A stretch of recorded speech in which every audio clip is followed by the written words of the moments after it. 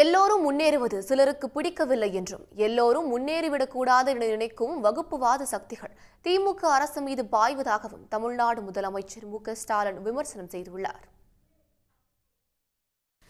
சென்னை நுங்கம்பாக்கத்தில் 80 கோடி ரூபாய் செலவில் புனரமைப்பு பணிகள் செய்யப்பட்ட வள்ளுவர் கோட்டத்தை முதலமைச்சர் மு.க.ஸ்டாலின் திறந்து வைத்தார்.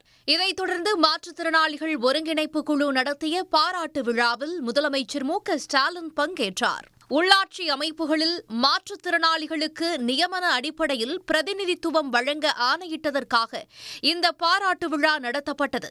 இதில் ஏராளமான மாற்றுத்திறனாளிகள் பங்கேற்று முதல்வருக்கு நன்றி தெரிவித்துக் கொண்டனர். விழாவில் ஏற்புரையாற்றிய முதலமைச்சர் மு.க.ஸ்டாலின் உடல் சவால் கொண்டவர்களுக்கு மாற்றுத்திறனாளிகள் என்று பெயர் வைத்த தாய்தான் கலைஞர் என்று நினைவு கூர்ந்தார்.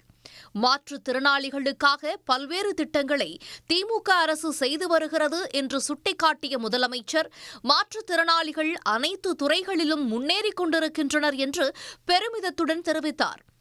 எல்லோரும் முன்னேறுவது சிலருக்கு பிடிக்கவில்லை என்று குறிப்பிட்ட முதலமைச்சர் எல்லோரும் முன்னேறிவிடக்கூடாது என நினைக்கும் வகுப்புவாத சக்திகள் திமுக அரசு மீது பாய்வதாகவும் குற்றம் சாட்டினார். உங்களுக்கு நான் இருக்கேன், இந்த அரசு இருக்குங்கிற நம்பிக்கையோடு செயல்படுங்க. உங்களுக்கான அனைத்து வாய்ப்புகளையும் வழங்குறது என்னுடைய கடமை.